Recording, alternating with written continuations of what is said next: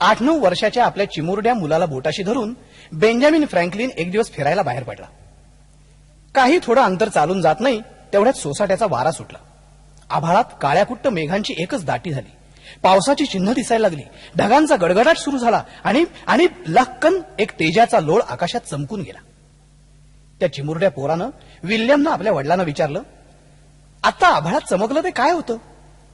पण त्या क्षणी बेंजामिनच काय तर जगात कुणाकडेच याचं उत्तर नव्हतं. मित्रांनो, दोघही चटकन घराकडे परतले. पण मुलाची शंका बेंजामिनला स्वस्थ बसू देईना. एक दिवस या शंकेचं उत्तर मी देणार, बेंजामिननं मनाशी निश्चय केला.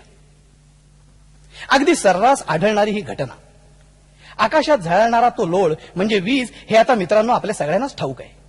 आणि याचं श्रेय बेंजामिन फ्रँकलिन यालाच आहे.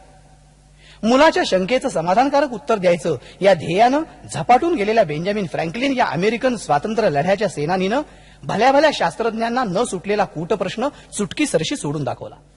बेंजामिन फ्रँकलिननं शोध लावेपर्यंत म्हणजे अगदी 16व्या शतकात सुद्धा आभाळात चमकते ती वीज असते याविषयी जग अंधारातच होतं. काही शास्त्रज्ञांचा तर्क होता की सल्फर युक्त वाफांच्या वातावरणातील वरच्या थरातील स्फोटातून असे तेजाचे लोळ तयार होतात. अर्थात या सल्फरच्या वाफा आल्या कुठून, त्यांचा स्फोट का आणि कसा होतो याविषयी समाधानकारक स्पष्टीकरण कुणीच देऊ शकत नव्हतं. काही शास्त्रज्ञांच्या मते तो विजेचाच एक प्रकार होता. पण प्रयोगानं सिद्ध करणं कुणालाच शक्य झालं नव्हतं. आणि नेमकं हेच आव्हान बेंजामिन फ्रँकलिननं स्वीकारलं. आता आव्हान स्वीकारलं तर खरं, पण प्रयोगाची सिद्धता द्यायची कशी? बेंजामिन विचारात पडला. सहजच त्याचं समोर बागेत लक्ष गेलं. पाहतो तो समोर चिमुरडा विल्यम पतंग उडवत होता. एका क्षणात बेंजामिनचे डोळे चमकले. त्याला नेमका प्रयोग सापडला होता. पतंगाला एक वीजवाहक तार जोडून तो उडवायचा. जर आभाळात चमकते ती वीजच असेल तर ती या वीजवाहक तारेतून पतंगाच्या मांज्यात येईल. शॉक बसला की मिळाली सिद्धता.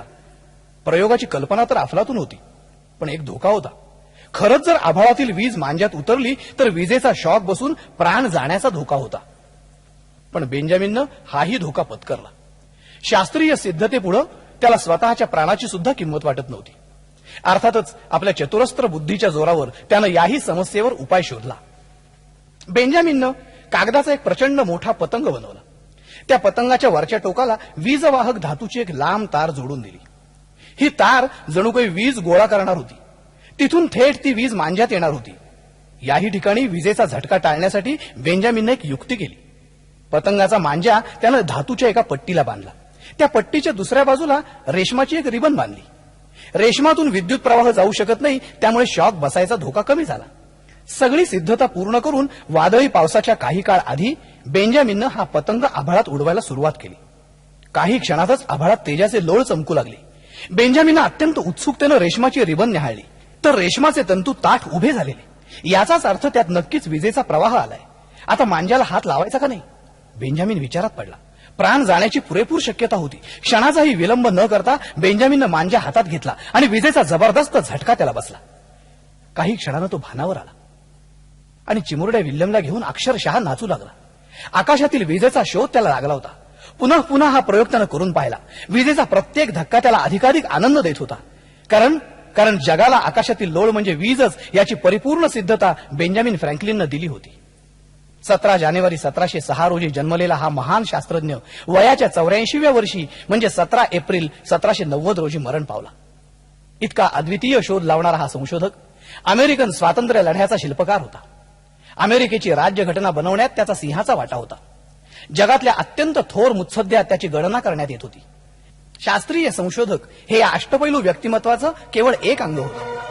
आपली सगळी बुद्धिमत्ता बेंजामिन फ्रँकलिननं आयुष्यभर संशोधनाला लावली असती तर असे कितीतरी चमत्कार त्यानं सहजासहजी दाखवले असते.